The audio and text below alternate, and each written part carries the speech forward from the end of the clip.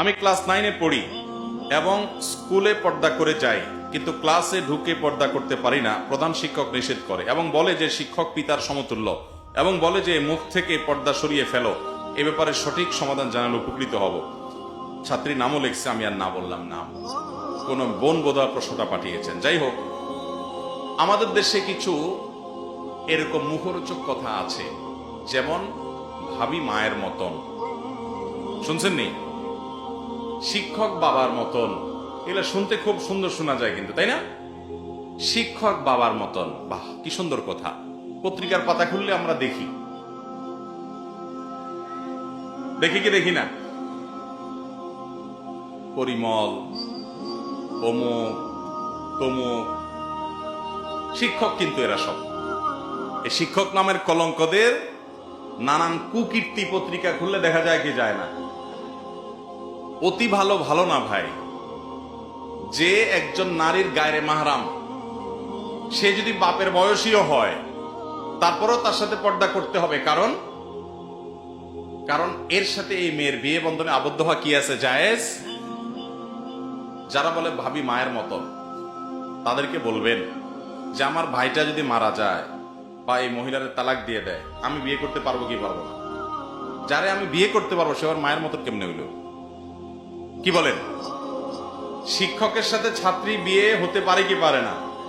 যার সাথে বিয়ে হতে পারে সেই সম্ভাবনা আছে, সে আবার বাপের মতো কেমনে হইল? বাপের সাথে বিয়ে হতে পারে? তাহলে যার সাথে বিয়ে হতে পারে না তার সাথে তুলনা বাপের সাথে চলে, যার সাথে বিয়ে হতে পারে সে আবার বাপের মতো কেমনে হলো?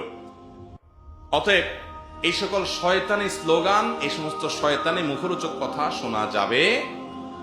ইসলাম যেখানে পর্দার বিধান দেখেছে, দেখুন, বাবার সাথে, ভাইয়ের সাথে, সন্তানের সাথে, নিজের তাদের সাথে, চাচার সাথে, মামার সাথে পর্দা আছে শরীয়তে? তাদের সাথে কোনো পর্দার বিধান?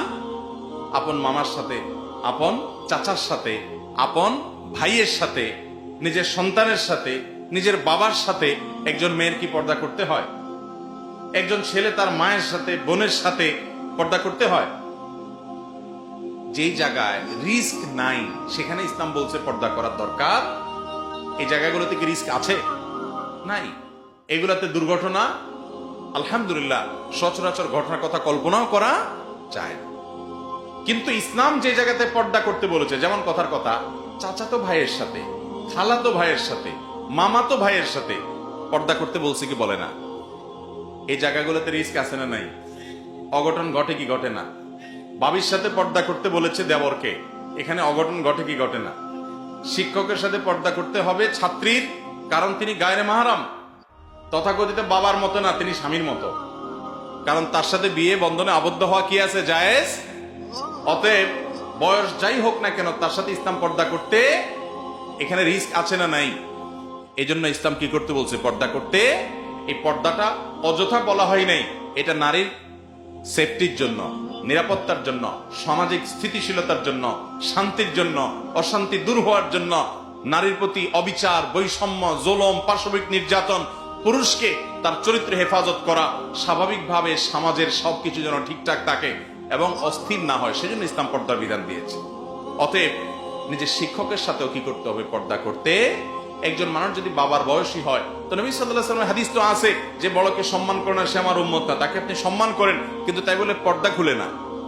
যে শিক্ষা প্রতিষ্ঠান পর্দা করতে বাধা সৃষ্টি করে সে শিক্ষা প্রতিষ্ঠানে পড়ারই দরকার নাই, জায়েজ নেই। এবং আমাদের সাংবিধানিক অধিকার প্রতিটা মানুষ তার ধর্ম পালন করতে পারবে।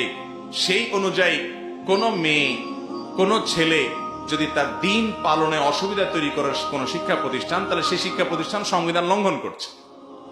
বিধায় সেই অজুহাত দিয়ে একজন মানুষ, একজন মুসলমান ইসলামের বিধিবিধান, আল্লাহর আদেশ নিষেধ পরিহার করবে না। আল্লাহ আমাদেরকে বোঝার তৌফিক দান করুন।